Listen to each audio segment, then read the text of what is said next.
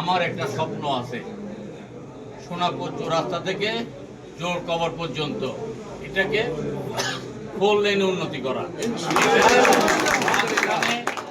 মাঝখানে এটা road divider থাকবে, দুই পাশে এটার ফুটপাথ থাকবে, আলোকসজ্জা থাকবে, এতটা সৌন্দর্য হবে যে বহু দূর থেকে মানুষজন এসে এটা দেখতে আসবে। এটা আমার একটা অঙ্গীকার।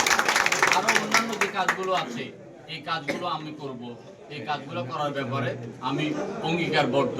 আমি আপনাদেরকে কথা দিতে পারি, এই যে রামগঞ্জ সোনাপুরের যে রাস্তাটা, এই রাস্তাটা এলজিডি রাস্তা, টেন্ডার হওয়ার পরও টেন্ডারের কিছু জটিলতার কারণে অনেক রোডসের এটা রাস্তাটা টেন্ডারের কিছু জটিলতার কারণে এটা মন্ত্রণালয়ে গিয়ে আটকে পড়েছিল।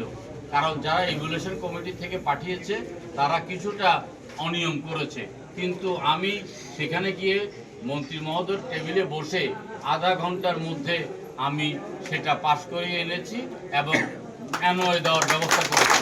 খুব অচিরেই তারা পারফরমেন্স গ্যারেন্টি দেবে, গ্যারেন্টি দেওয়ার পরে কাজ শুরু করবে।